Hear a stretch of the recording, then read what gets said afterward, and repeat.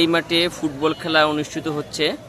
তো আসলে ঈদের পরে বিভিন্ন জায়গা থেকে এগুলো ছুটিতে আসে অথবা গ্রামের ছোট এবং বড় মিলে ফুটবল খেলে, অথবা বিবাহিত অবিবাহিত মিলে ফুটবল খেলে।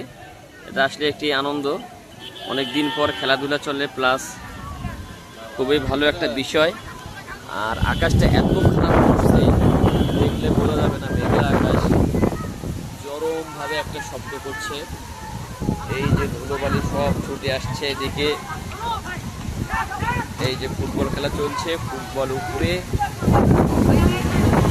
চমৎকার